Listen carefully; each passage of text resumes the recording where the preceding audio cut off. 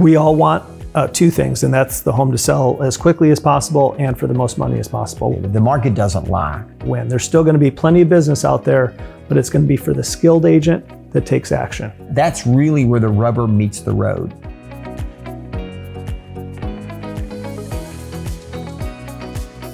All right, guys. Well, thanks for joining me today. Awesome. Thank Thanks. you. Thanks for having us. Good seeing you. So let's back up real quick. So if you would, Rick or Terry, you start. Just tell us a little about yourself. So where are you from and how'd you get in real estate? You go first. Since you were in real estate first. I was first. I was the charter member of the Brinkus team. So yeah, there you go. Way back when. So got into real estate when I was 19. Was going to UNLV and saw that I was working my way through to pay for school. It was going to be kind of the 8 or 10 year plan. Yeah. And I heard you can get a real estate license in 6 weeks. And I said, hey, that's my thing. You can help people and make money. Boom, I'm going to do it. So got into real estate when I was 19. So that's 30 plus years ago. So that's amazing, isn't it? Yes. Yeah. How about you? Now, when did you look up and go, I'm gonna get into this? So I was going to college. I met Rick, started dating him. He was late for dinner a lot, and I said, you know what? If your clients are more important than me, then forget it. And he said, you should get into real estate. I like that line. I'm going to continue to be late, darling, but why don't you be late with me? Yes, we were late a lot together for dinner. I love that. All right. So when was that? That was in 1988. All right. So just a few years after. Yeah. Yes. Yeah, not long. Yeah. So although we went to the same high school, we actually fell in love at UNLV. Oh. So. Yeah. And then, so we started dating and working together, and then got married shortly thereafter. So Terry's first day in real estate, this is a kind of a great story. She goes, what should I do? And I said, well, you can clean my desk. And Terry's like, okay, that's not going to go over very well. She goes, what else could I do? And I said, well, there's a newspaper got delivered at the front of the office. Maybe you can make a couple of calls. I've got to show these houses. I'll be back in about 2 hours. And she set 7 appointments in about 2 hours. Holy cow. So yes. He said, holy cow. And so the next weekend I proposed. No, that's not true. Yeah, it is very true. Very true. Yeah, You're a very smart man. Yeah, right. You're a very smart man. Yes. And the first appointment, I said, just went up dramatically. Yeah, I said, I'll do all the talking at the first appointment. And I rang the doorbell, and then I realized I had no idea what I was going to say. And so our first appointment was... Back to you, Rick. I was like, hi, I'm Terry, and this is Rick. We have an appointment. He walked us through the house, walked us back to the front door, and I said, thanks, bye. Oh, no. That was our whole first appointment. Oh, so no. we were not well scripted on appointments. And luckily, we had 6 more appointments, so it was like, maybe we should ask some questions. Oh, no, that's And so we hysterical. just developed the presentation. That's so awesome. That's so funny. Yes. Well, fast forward for me today. And tell me about the Brinkus team. So how did that do last year? So last year we closed 370 properties. Wow. We've averaged for 27 straight years over 250 sales, and in the last 13 years we've averaged about 325 closings a year. Wow.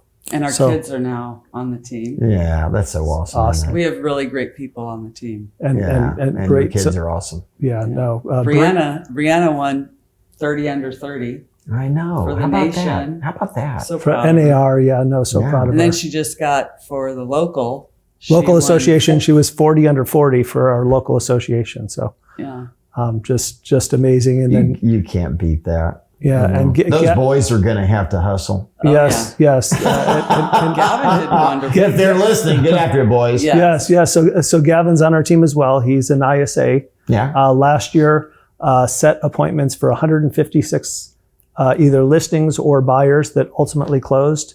And this year, he's ratcheted it up. He's for the first 6 months of the year has 190 that we've got either a listing or a BBA signed.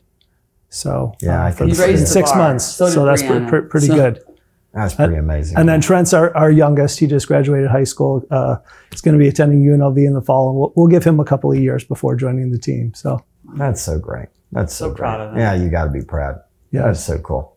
So, quick question: So what do we do?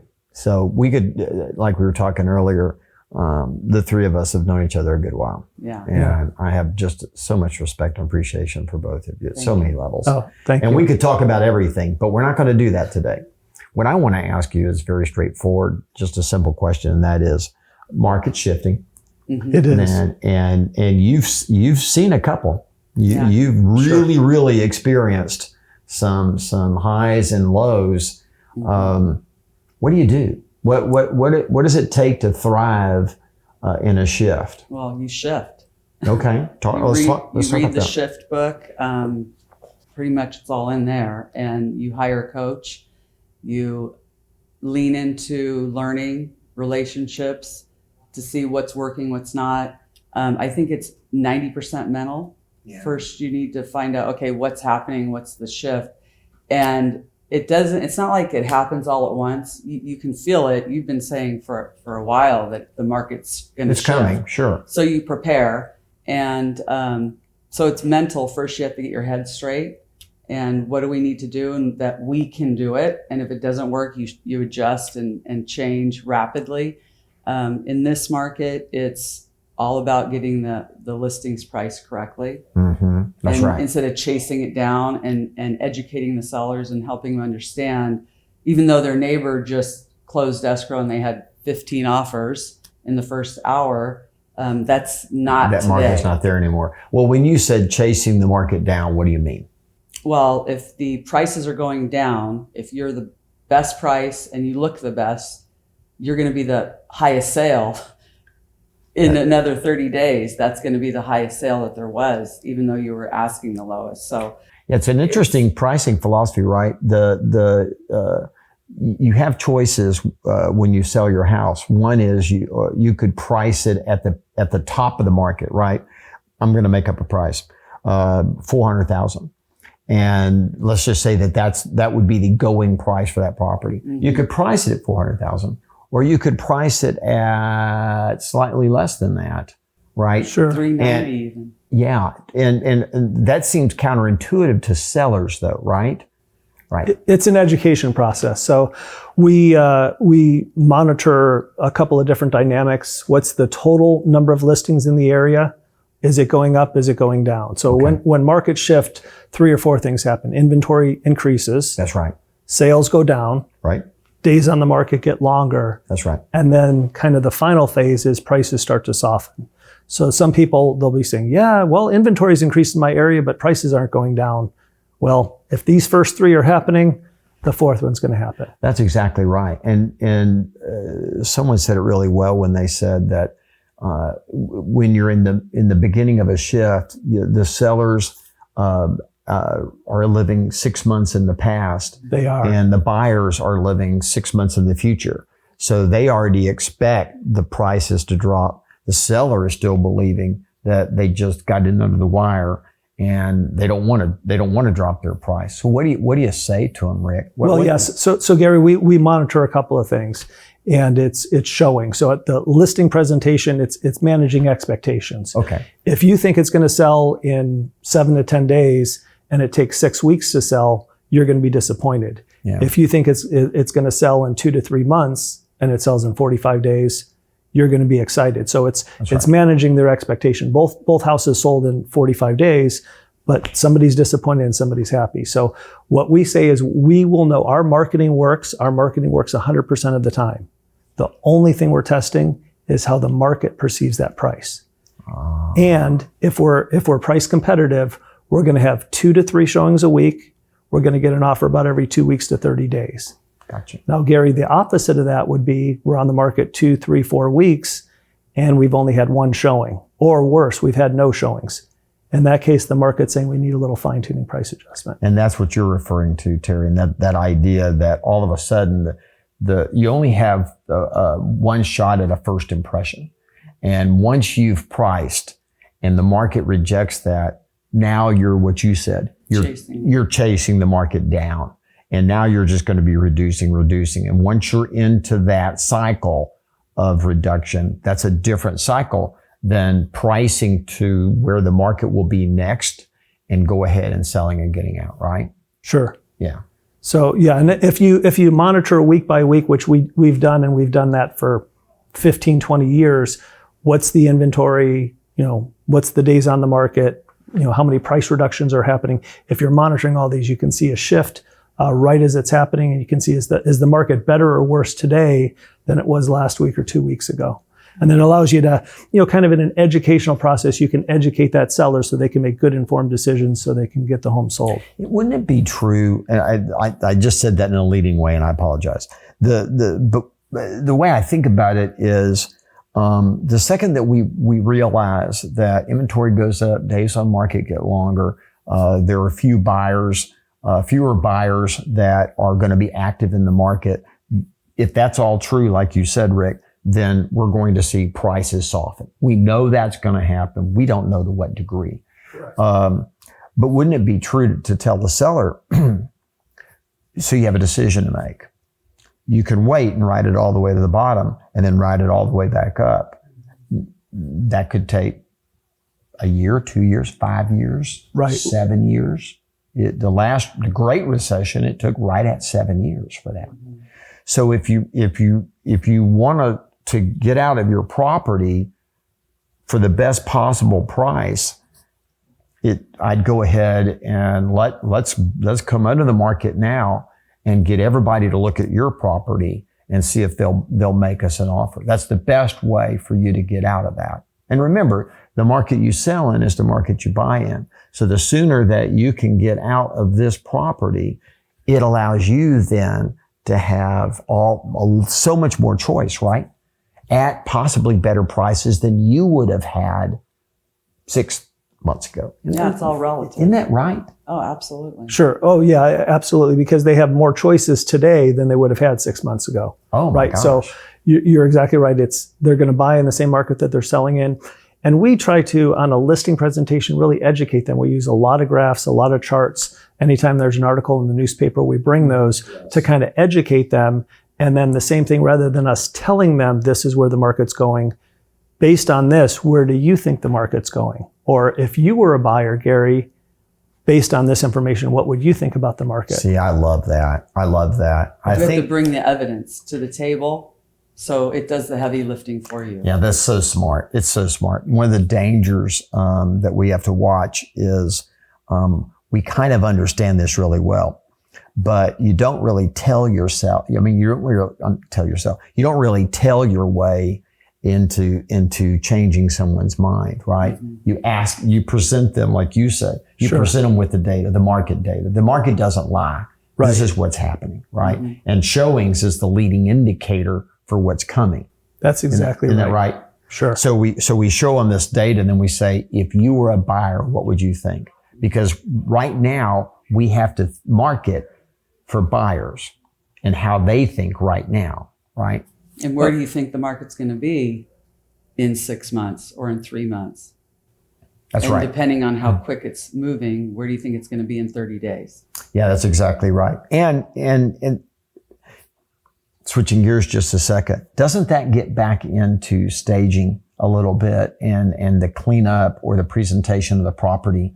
Because now that becomes more important than ever, right? Before, 6 months ago, it didn't matter. It didn't matter. People would take it almost sight unseen. They're just They're big. looking for the prettiest house for the best price.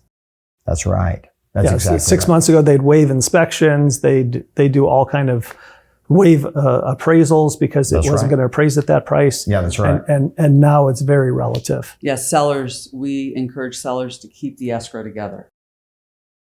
And what does that mean?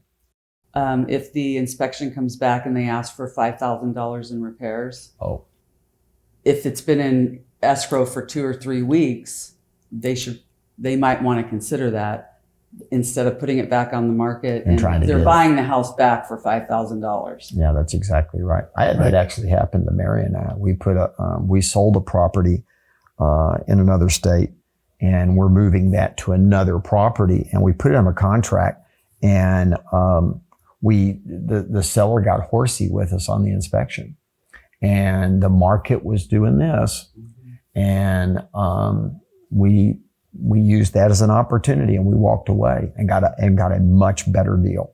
as a result of that. Sure. Yeah. Now they ultimately sold, but I promise you, they sold it for less. That's right, Terry. Yeah, I guarantee you they did. They sold it for a lot less, all because they got horsey over a few $1,000s. Sure. Yeah. And that happens all the time. Sometimes we can't protect, people from themselves in that though, right? It's educating them and then then asking, giving are them you sure options. you want to do this? So if we're sitting at the table and it's $10,000 less than the price, are you okay with that? Yeah. The other side of this, again, we've been doing this a long time. We're not trying to have just a great year. We understand the long game of having a great career. So if they don't want to do it and they don't need to do it, you're okay with that, right? I mean, Oh, absolutely. Property management divisions now, they're swelling because people say, I don't want to sell it for that price, and they'll turn it into a rental. So those, that is an opportunity, and those people will come back and refer people, and business over the next 5 years is 3 or 4 times what it is for that one deal. Being with Keller Williams, being the largest franchise out there, gives us a huge opportunity. A lot of the small boutiques where the market we came out of, anybody could sell the house, right?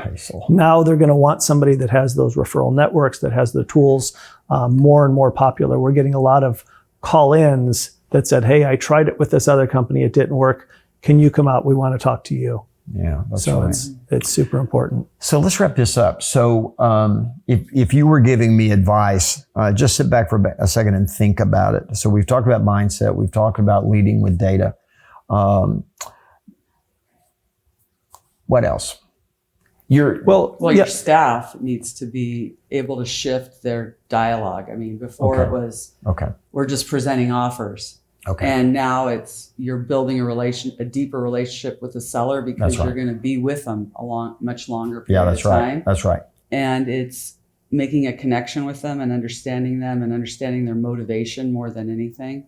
Gotcha. And be willing to counsel a seller and also respond to someone that is disappointed or frustrated. And how do you handle that individual, and what do you say to them? Right. And how do you let them know that you care and you're on their side? Right.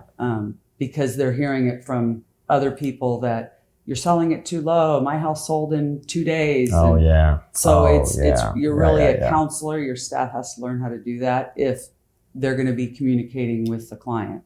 So it's being prepared for and behaving in a manner for longer term relationship. Oh, no question about it. And again, it's setting those expectations. One of the things is after we take a listing, we give them a 2-page list of some things that they may experience. Somebody may knock on the door. We don't know if they're qualified or if they're there for other reasons.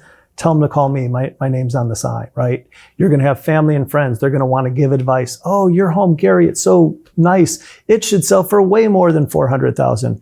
They don't sell real estate and study it every day. We do. So can we make an agreement now you're going to use us for your real estate advice? And if you kind of, any of these problems that could come up, if you already discussed them in advance, then if they do come up again, you could say, hey, remember when we sat down at the kitchen table, we talked about this already. Yeah, so. I think that's so right. I think that making sure that the seller understands that we're going to let the market guide us and we're going to let the market data inform us as to how we should look at things and help us make our decisions, not the opinions of others. Sure.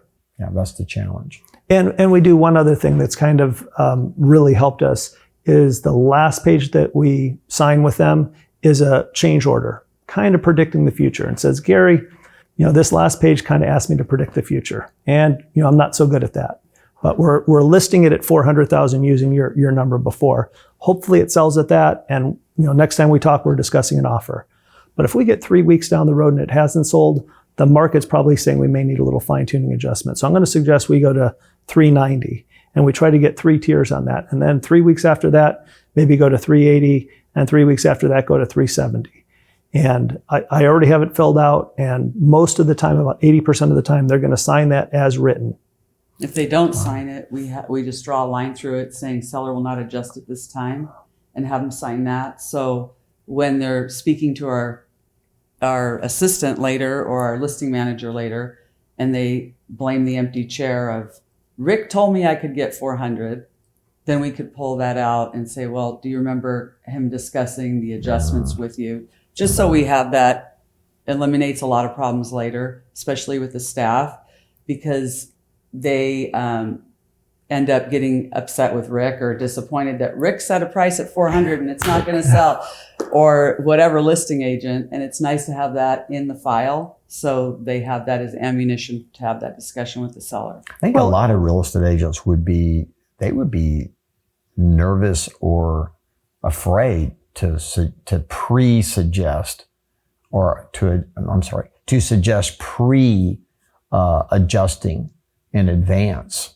Well, what's the objection you hear to that? Yeah, so like I said, 80% of the time they sign it as written. Sometimes they're going to say, you know what, I'll never go down to 370. I'll stay here. Okay, let's scratch that one off.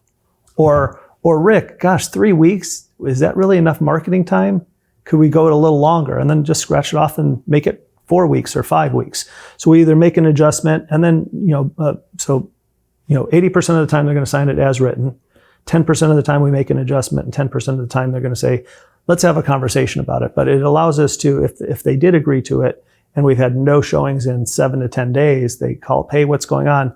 I know we talked about adjusting down the road. Let's go ahead and do it now. The market, remember we went through the graph, sales are down, inventory's up, days on the market. Let's take advantage of this now. You want to have the conversation and you want at the listing appointment. Yes. Do you think up front? Do you think sellers are concerned that if they sign that you already are negotiating them down, and that you're just going to wait and not do anything until it hits 370? No way. They know, and Gary, we all want two things, and that's the home to sell as quickly as possible and for the most money as possible. We're going to give it full throttle, 110% marketing from the get-go. And this market is crazy. Look at these, I'll go back to the data again. I just don't want to have to start chasing the market if it does get away from us. Again, the biggest... You want to stay ahead of it, and you want that to be part of the marketing plan. Yeah, the biggest indication of how we're priced is going to be showings. Our marketing works. Our other properties that are priced right, that's what we're getting, is 2 to 3 showings a week. If we're not getting showings, that's the one equalizer. That's right. Can't sell it if we don't have showings. Right. All right, guys. Well, I've really enjoyed this. Awesome. Final thoughts? Advice? I think they should get a coach. When the market shifted before, we got a coach, and we were selling short sales, had 200 listings. None of them were selling or closing. Right. Crazy, right? We got a coach, and he told us to go after REOs, and it was Tony DeCello. Yeah. And thank God for him. Yeah, thank God for Tony. It shifted the business. So having that coach, having that other person kind of, you can do it, here's other people doing it, and kind of guiding you makes all the difference. Yeah. That other perspective. Yeah, no, I think a coach is vital. Monica during Reynolds this time. is our coach right now. Monica She's is amazing. Awesome. Yes. And Craig has been our coach as well. He's MAPS coaches are just fantastic. Yeah, thanks. Yeah, I agree. I think but you said something, and even though we're done, but you said something smart. So I just want to point out that when the market shifts, you have to really do pay attention to where it's going. And in the last shift, we found ourselves in America in the REO short sale. Right? I mean, we found ourselves in a completely different environment. And if you didn't shift to that, right? I remember back in the 80s in Texas, if you were not willing to really focus on VA auctions, you weren't selling much real estate. I mean, that was pretty much like it was the driver in Texas for a good period of time. Right. If you didn't do it. Yeah, sure.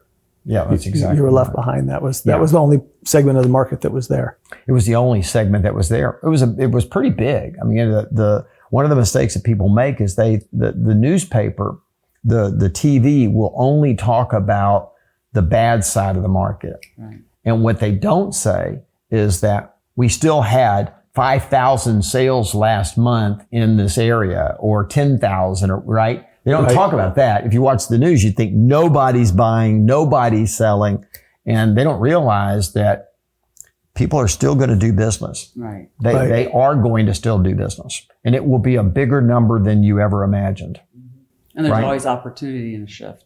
Well, there is. That's exactly right. And one of the opportunities, not only the opportunity to find the market that people will want to, the market that people will want to be in, but also setting the stage for coming out of it is people underestimate that, don't they? Oh, Right. yeah. It's really important to set that stage. Sure.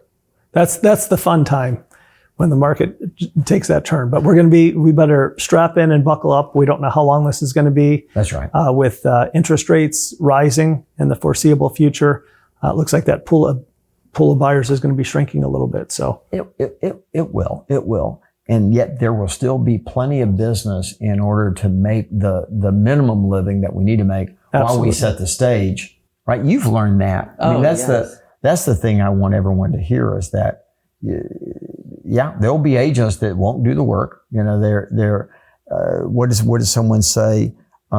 They were used to fishing where the fish jumped into the boat. Mhm. right.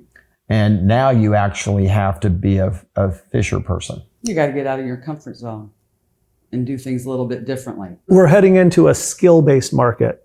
So double down on training, double down on coaching, make sure your mindset's right, and then do the activities that will put you in a position to win. There's still going to be plenty of business out there, but it's going to be for the skilled agent that takes action. Yeah. My final word on it would be you have to do more.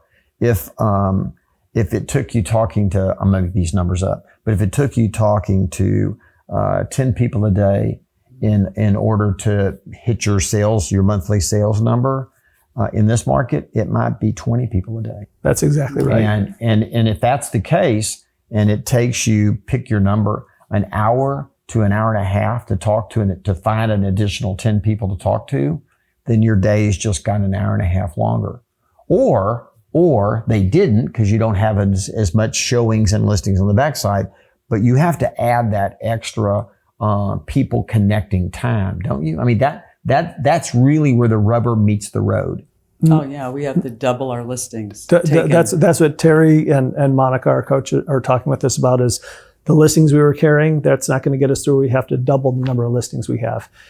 And just understand it's a pure numbers game. So if you think, hey, I was talking to 10, it's now going to take 20, and you're talking to 20, it's still not getting you there, change your numbers. The numbers don't lie. That's right. You'll find that number. There's a certain number of people you need to talk to, a certain number of listings you need to carry, a certain number of buyers you need to be working with That's it. to hit your sales number. That's it. And if you guess at it and it's wrong, just up the number and ultimately you'll get there. Oh, and your skills get better too. If you're talking to more people, No your question. skills get better, so your numbers will actually have to talk to less people in 3 to 4 months.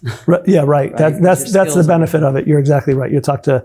You'll refine what you're saying. You'll say it better, more succinctly, and you'll talk to ultimately less people. That's it. All right, you guys. Thanks for your time today. Thanks, Gary. Thank you, Gary. Hey, if you want to learn more, just check out these other videos.